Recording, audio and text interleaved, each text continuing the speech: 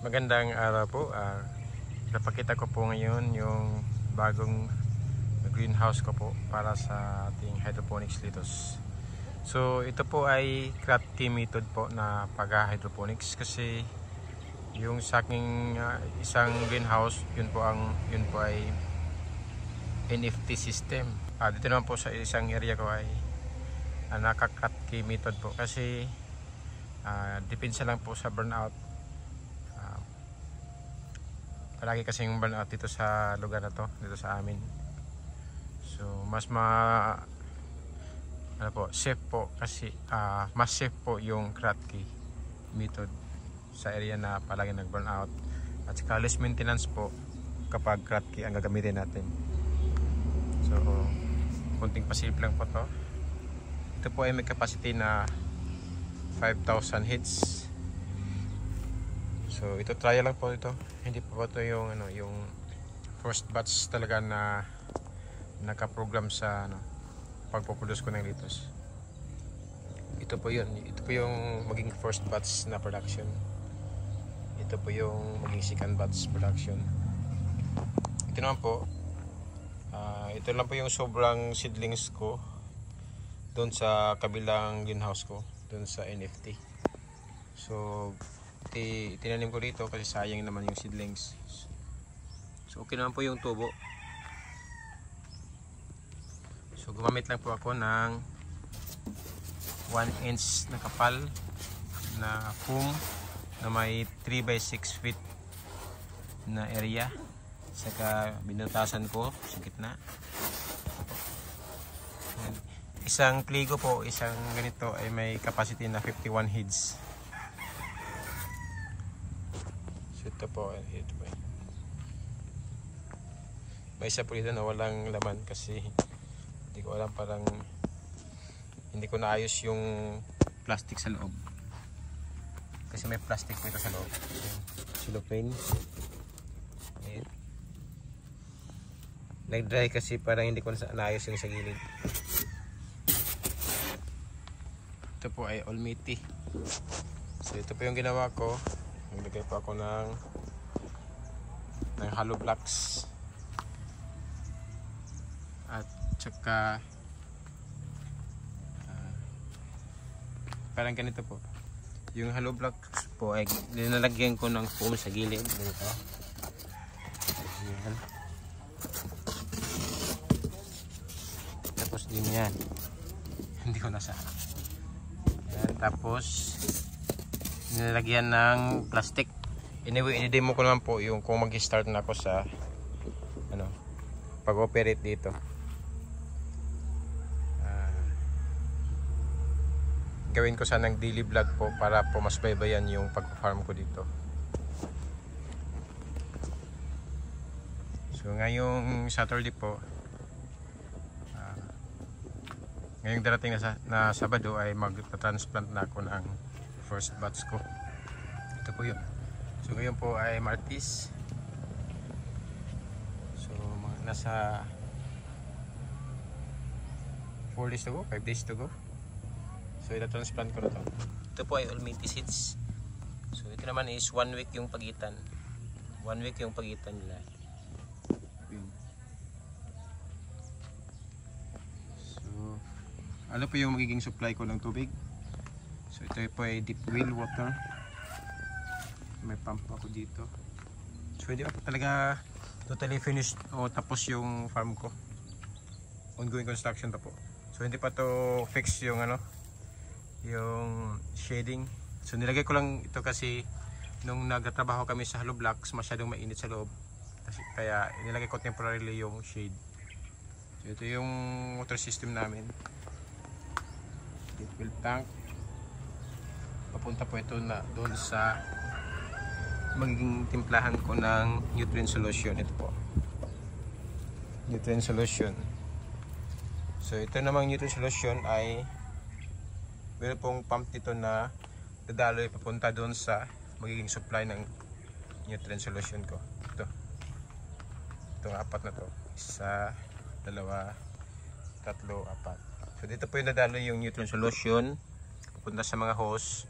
Doon ko na po ilalagay doon sa mga boxes na pagkatamnan. So madamo pa po sa loob.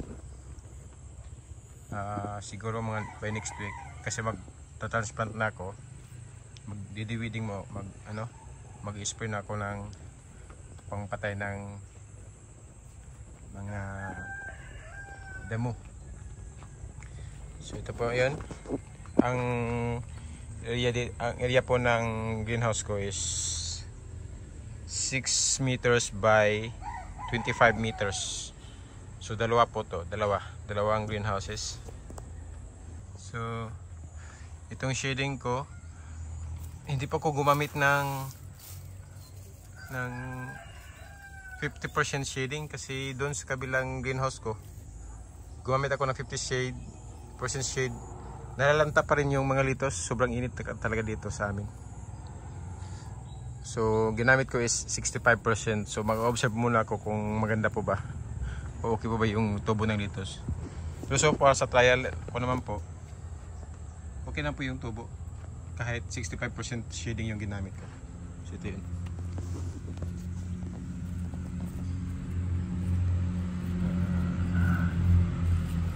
By next day siguro pwede na itong harvest. Anyway, ito pa seeds na pala to. Ito pa lang sobrang seedlings sa to is nasa matanda na, nasa 30 days old na bago ko na transplant. Kaya hindi maganda yung tubo.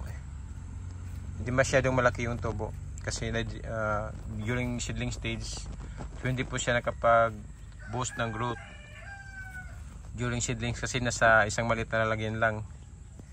So instead na 30 days dapat malaki na. So ang nangyari is nasa 4 leaves parang ata kasi nasa seedling tree siya.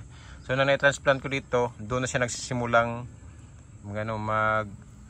develop ng additional na dahon at saka naging ganito.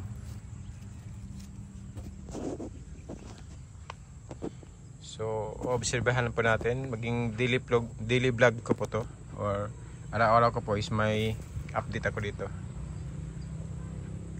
Siguro bukas may another vlog. At saka papakita ko naman po yung herbs ko. Herbs and spices. So ito pong mga garden na to is intended po sa herbs and spices ko. Nasa 50 po or 50 varieties po ng herbs and spices ang itatanim ko dito. So yung iba po is nandun pa sa kabilang area ko sa bahay namin. Ang nandito lang po is itong stevia, itong sweet aztec herbs, ito nakalimutan ko mga pangalan nito. Anyway, i-update ko siguro sa next vlog ko yung talang mga pangalan nito. Ito naman yung lemon balm, parang amoy tanglad. Times ata to, times spices. Ano pa dito? Ito variety ng oregano.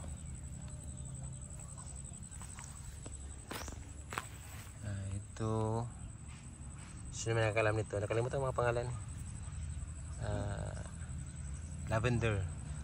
Ito ay French lavender, English lavender. Ito naman ay tarragon. Ito naman tayo sa mga mint. Meron tayong eucalyptus mint. Meron tayong kalimutan ko itong mint pa rin to eh. Corrugated yung kanyang dahon. Meron tayong lemon mint. Yan, lemon mint. Yung lemon mint yan. Ito naman is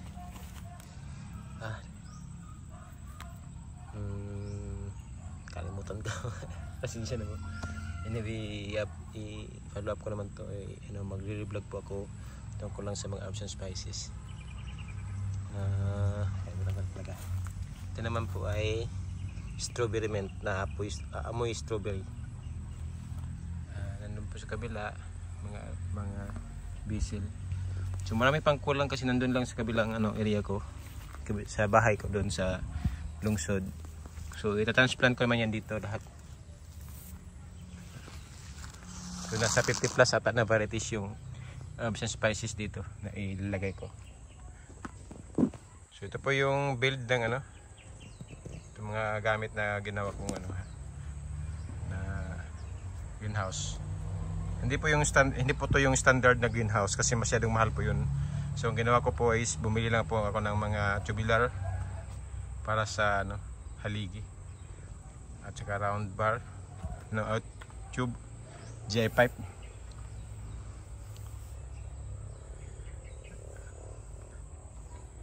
Noong unang yung pag-build nito naging palpak kasi ang ginawa ko wala po itong center na mga haligi. So ang ginawa ko lang po kasi yung mga haligi na magkabilaan lang at saka yung distance nila is 4 meters. So masyadong maluwag. At saka yun nga, naglagyan ako ng ng plastic, UV plastic. Ang nangyari, kinagabihan malakas yung ulan, yun nasira agad. So nasayang yung libor. Nagdagdag ako ng 3 araw para mag-repair at saka may balik ulit. At saka nagdagdag na ako ng mga haligi sa gitna center para maging matibay. Ito naman ay talagang matibay na. Hindi kagaya nung talagang original plan ko kasi nagtitipid masyado sa sa materialis. So, ito po 'yun. So masyadong madamo pa. Masyadong madamo po. So meron akong net dito. Kasi kaso lang parang hindi ko gagamitin kasi mag-iinit sa loob masyado.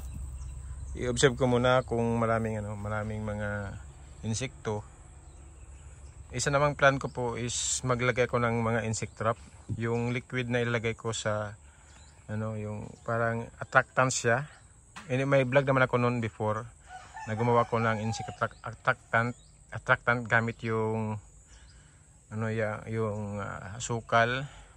suka at saka tubig. So yun siguro gagamitin ko at saka ilalagay ko dito sa buong greenhouse para doon lang puma-attack yung mga insekto at saka hindi ko na ilalagay yung insect net kasi mag-a-add lang yun ng init dito sa loob. Yung area ko po is lowland. Malapit lang po kami sa Surigao City. Nasa gitna po kami ng Butuan at saka Surigao. Ang area po dito is talagang lowland at saka mainit kung tag-init. At kung ulan naman is masyadong maulan talaga.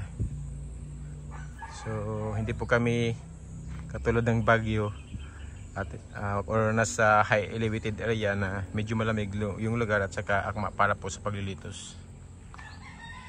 So ito naman, meron po akong naitanim dito. Sobra po ito sa seedling din na sobra doon sa kabila. Dahil tinanim ko dito. So ulitin ko po, hindi po to yung maging first batch ng litos ko ng yung maramihan na pagkatanim. Yun po yung nasa seedling stage pa. Yun po ay ormite. Ito iba naman po ito naman po ibang variety.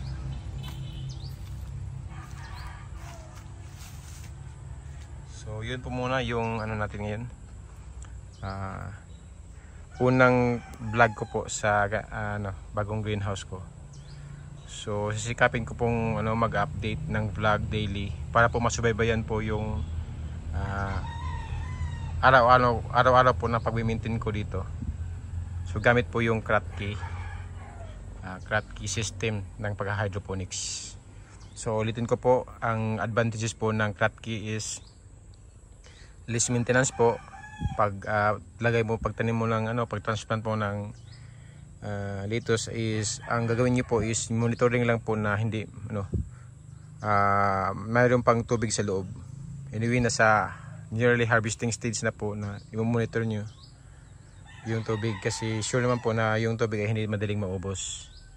At saka yung insekto po is i-monitor din.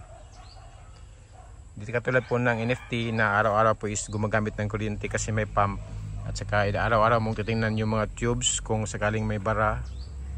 Baka kasi po hindi na dumalo yung notsol at mamamatay po yung litos. So hanggang dito lang po. Hanggang po sa next vlog ko. Maraming salamat po sa panonood.